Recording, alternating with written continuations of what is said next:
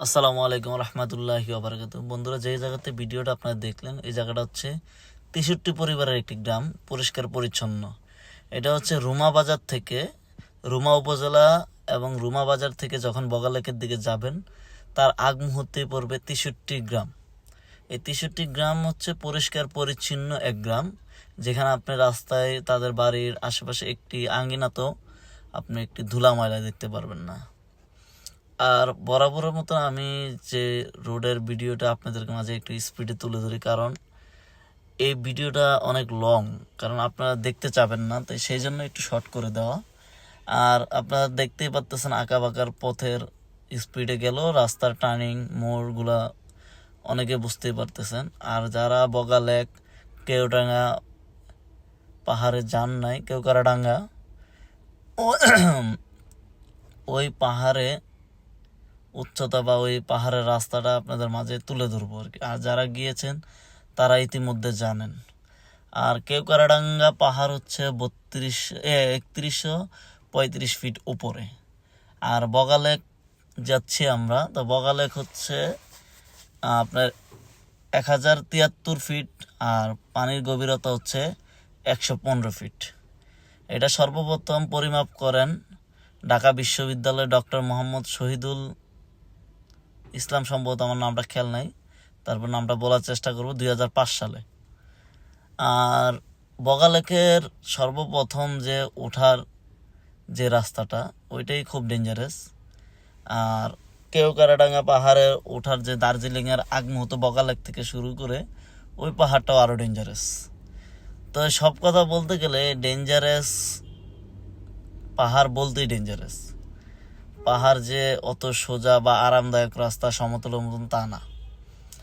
পাহাড়ে যদি আপনি চালাইতে হয় অবশ্যই আপনাকে ওই পরিমাণ মানসিকতা প্রিপারেশন নিয়ে গাড়ি চালাতে হবে, কারণ কিছু কিছু রাস্তায় এমন মোড় আছে যেটা আপনি যদি না বুঝতে পারেন তাহলে আপনার জন্য খুবই ভয়ানক।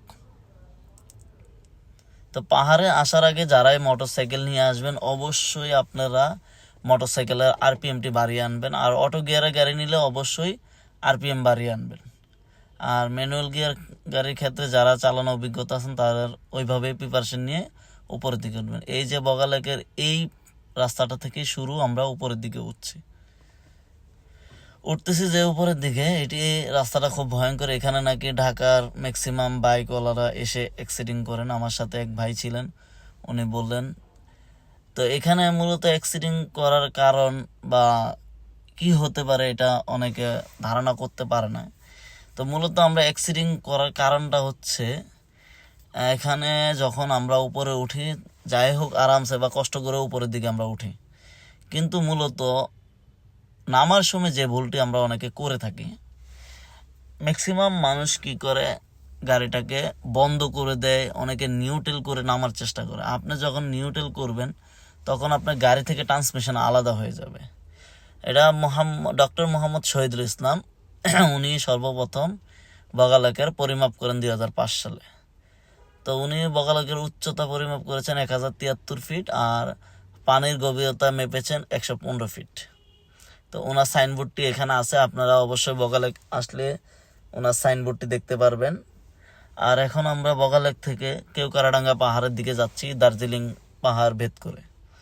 তো এখান থেকে কিছু ভয়ঙ্কর রাস্তা আছে আরও, যেটা আমি উঠবো এখন, আপনারা নিজেরাই বুঝতে পারবেন যে আসলে কতটা ভয়ানক। আর পাহাড়ে তো একে ওই যে কন্ডাকশনের কাজ চলতেছে, এটা হচ্ছে মূলত সীমান্ত সড়ক, কিন্তু এটা 3 পার্বত্য জেলার যে সীমান্ত সড়ক, এই সীমান্ত সড়ক হচ্ছে এটা। এখন যে রাস্তাটা দিয়ে আমি উঠতেছি, আপনারা উঠতে সময় বুঝতে পারবেন আমি কতটুক উপরের দিকে যাচ্ছি। আর মূলত অনেকে যে ভুলটা করে থাকেন, গাড়ি বন্ধ করে দেন, গাড়ি নিউট্রাল করে নামার চেষ্টা করেন।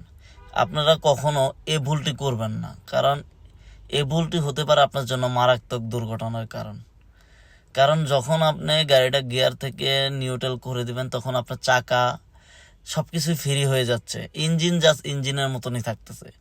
এটা এক পর্যায়ে নিউট্রাল করা আর গাড়ি বন্ধ করা একই সমান হয়ে যাচ্ছে। আর আপনি যখন গিয়ার দিয়ে নিচের দিকে নামবেন, যেমন 1 2, আপনার পরিমাপ অনুযায়ী আপনি 1ও দিয়ে রাখতে পারেন, 2ও দিয়ে রাখতে পারেন।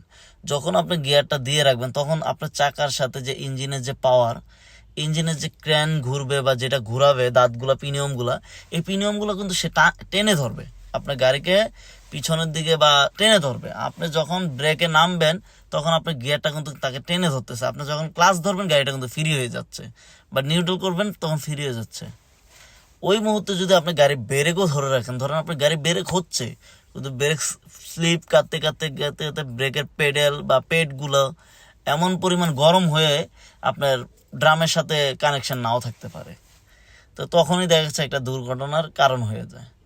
তো আপনারা বিশেষ করে এসব চিন্তা ভাবনা মাথায় আনবেন না যে ঢালে নামতেছি, নিচের দিকে নামবো, আমার তেল বাঁচবে বা আমার গাড়ি আরামসে নেমে যায়, এই ভুলটি করবেন না দয়া করে।